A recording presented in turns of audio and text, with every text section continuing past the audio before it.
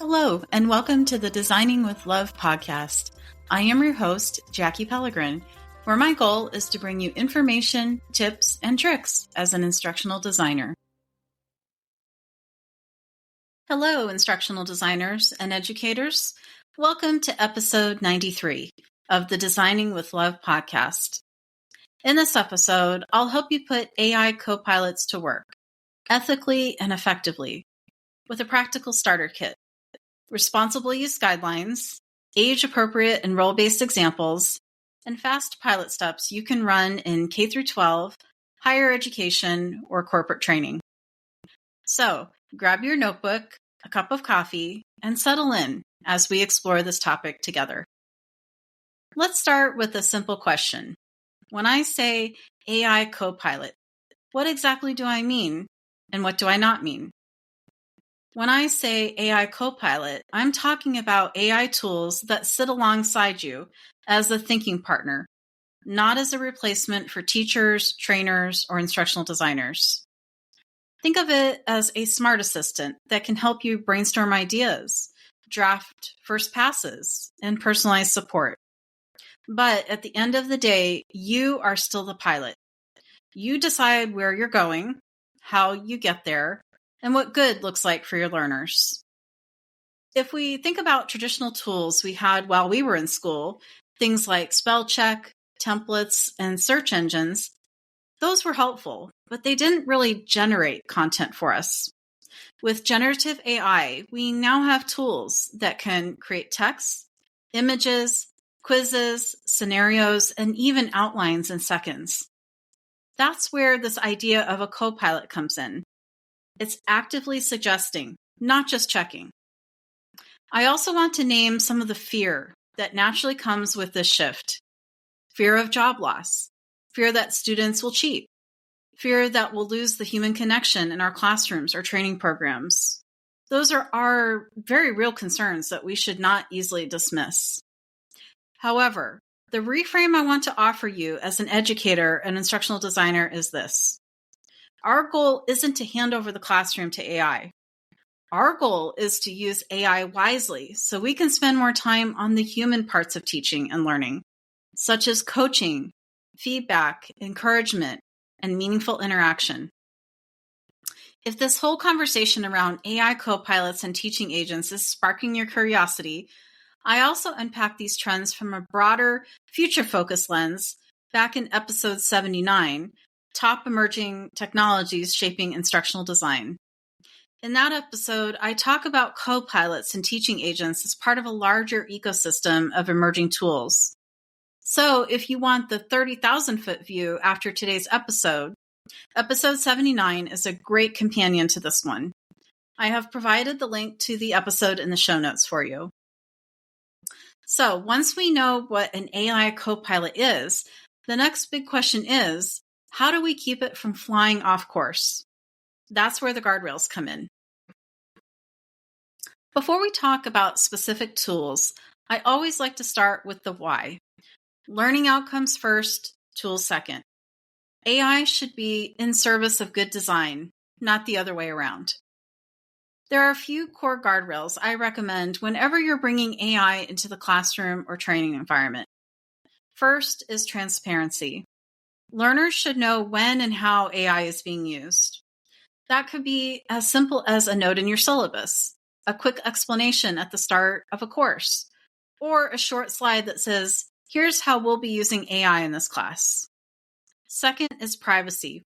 We never want to paste sensitive or personally identifiable information into an AI tool. A simple rule of thumb I like to share is this. If you wouldn't want the information posted on a bulletin board in your hallway or on your company's annual report, don't paste it into an AI tool. Third is boundaries. Make sure to be clear about what AI can be used for and what it cannot replace. For example, AI can help with idea generation, practice questions, and first draft feedback, but it should not replace original thinking, final assessments, or the relational parts of teaching and planning. We are the educators and instructional designers, so we need to always review the content generated with a critical eye. Fourth is integrity. For schools and universities, that means aligning AI use with academic integrity policies. For corporate, it means aligning with compliance, legal, and IT. You might say something like, AI can help you brainstorm and revise, but copying outputs word for word is not acceptable. This is where the first draft principle comes into play. I'm a big fan of creating a simple, plain language. It's called AI Use Guidelines document. You could maybe have a one-page handout or a short slide deck. Currently, what I do in my college classes is post announcements for my students that remind them of the guidelines each week. Then I provide more detailed guidance for my assignments where AI usage is explicitly mentioned. For younger learners, you'll want to ensure you provide extra supervision and age-appropriate platforms. For corporate training, you'll want to make sure your tools are approved by IT and respect security and privacy standards. Once those guardrails are in place, we can finally talk about the fun part, what AI Copilots can actually do for us in the classroom or training room. Great, so now that we have some guardrails in place, let's look at a few quick role-based examples so you can start to picture AI Copilots in action. For K-12 teachers, AI can be a planning copilot. You might ask it to draft differentiated reading passages on the same topic at different levels. Or you could have it generate practice questions or exit tickets, and then you review and tweak them so they fit your standards and the specific needs of your students.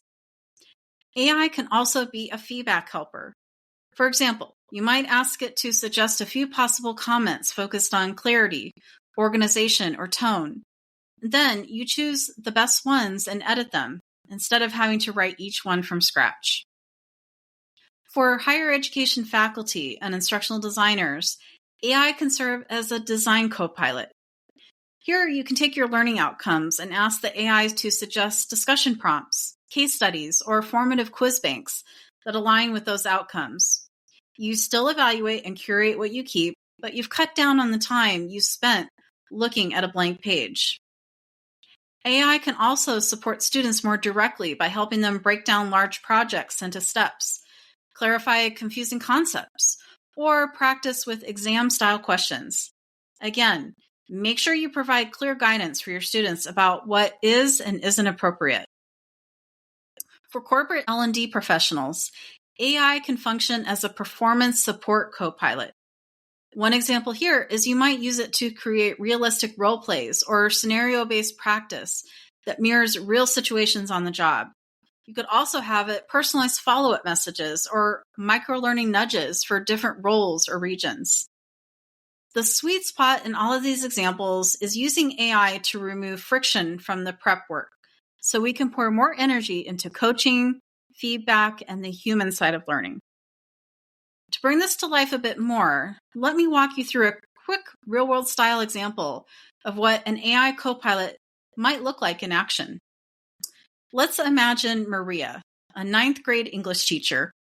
Maria has a wide range of reading and writing levels in her classroom, and she struggles to give every student personalized feedback on their drafts. She's interested in AI, but she doesn't want students to have the tool write their essays for them. So she designs a small AI copilot pilot.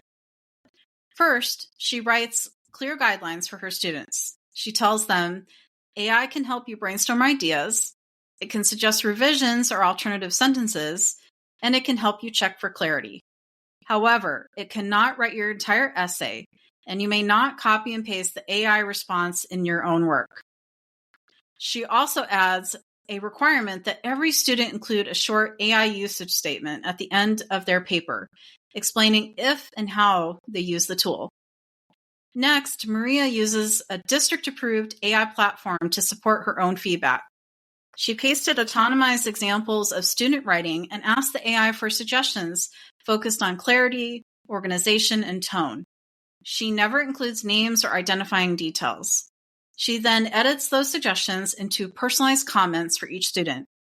She also asked the AI to create simplified versions of her assignment instructions and a visual checklist for students who need extra support. In class, she shows students how to ask good questions of the AI tool. Things like, can you suggest a stronger topic sentence for this paragraph? Or can you give me 3 different ways to say this idea more clearly? As students draft and revise, Maria walks around the room, coaching them not just on their writing, but how to question the AI instead of accepting the first answer. Over time, she notices a few things with her students. Number 1, more students are turning in drafts on time. Number 2, the quality of revisions improves. And number 3, she spends less time writing repetitive comments and more time having meaningful one-on-one conferences. That's the heart of AI Copilots, not doing the work for our learners, but helping them see more possibilities and get unstuck faster, while we remain firmly in the role of guide, mentor, and facilitator. So how do you create something like this for yourself without overwhelming your schedule or your stakeholders? Let's talk about a simple pilot plan. When you're just getting started, I recommend thinking in terms of a small pilot, not a full overhaul. This way you're not overwhelmed with too much in the beginning. Step 1 is to pick one small slice of your work. This could be a single lesson, one module, or one workflow, like feedback, brainstorming, or generating practice questions. Step 2 is to define success in plain language. Here you can ask yourself, if this pilot works, what will look different? Maybe it's more drafts turned in on time, fewer confused emails from learners, or more confident participation in discussions. Step 3 is to choose your tool with intention. Make sure to use organization-approved platforms so you don't risk proprietary information getting out on the internet. I suggest checking with your IT, legal, or admin team to make sure the tool aligns with privacy and security expectations, especially if you're working with minors or sensitive information. Step 4 is to create a short AI Copilot brief for your learners or facilitators. In that brief outline, you can include what the AI can help with in this pilot, what it cannot do for them, and a couple of examples of good use and poor use. And finally, step 5 is to plan your reflection moment. This might be a simple debrief survey, a discussion question, or short reflection activity that can include the following. What worked well? What felt weird or concerning? What should we keep, change, or stop? Once you've run that first small pilot, the real magic is what you decide to do with those insights. As you start to see what's working, you can use those pilot results to refine your guidelines and decide where AI truly adds value and where it just adds noise. This is also a great time to involve more stakeholders. In K through 12, that might include students, parents, administrators, and instructional coaches. In higher ed, it might be department chairs, academic integrity offices, and your teaching and learning center. In corporate, it might be managers, HR, compliance, and IT. Here, I like to keep coming back to one guiding question. Does the use of AI help learners think more deeply, act more confidently, or perform more effectively? If the answer is no, it might not be the right use case, or it might not be worth the time and complexity that AI adds. If you've been with me for a while, you might remember episode 54, Beyond Learning Outcomes, Designing for Humans or Learners. In that episode, I dig into what human-centered design really looks like in our work and how we can move beyond just checking boxes on learning outcomes. That human-centered lens is exactly the lens I want to bring to AI.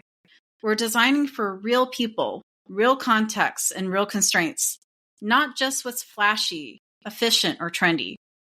So if you'd like a deeper dive on that foundation, episode 54 pairs really nicely with today's conversation, and I'll link it in the show notes for you.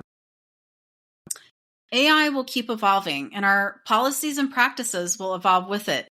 But if we stay grounded in human-centered design and clear values, AI copilots can be powerful allies rather than distractions. All right, so here's your small action step for this week.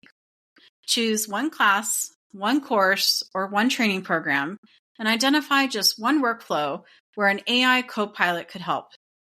Maybe it's drafting quiz questions, brainstorming case studies, or giving first pass feedback on writing. Sketch out a tiny pilot using the steps we talked about today. Number 1, set your guardrails. Number 2, define what success would look like in plain language. Number 3, choose your tool with intention.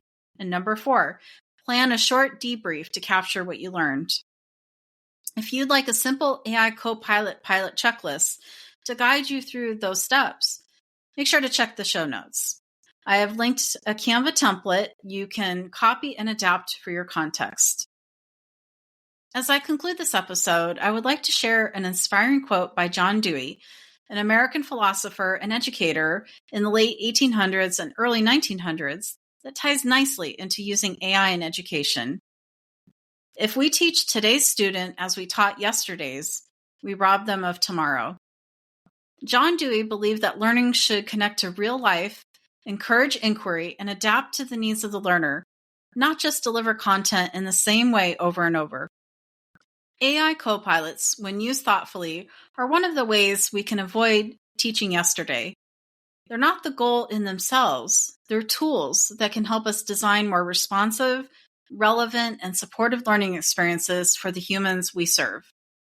Thank you for spending this time with me today. I hope this episode gave you a hopeful, practical lens for guiding the classroom with AI copilots without losing the heart of what makes teaching and learning so powerful. Until next time, keep designing with love and intention. Thank you for taking some time to listen to this podcast episode today. Your support means the world to me. If you'd like to help keep the podcast going, you can share it with a friend or colleague, leave a heartfelt review, or offer a monetary contribution. Every act of support, big or small, makes a difference, and I'm truly thankful for you.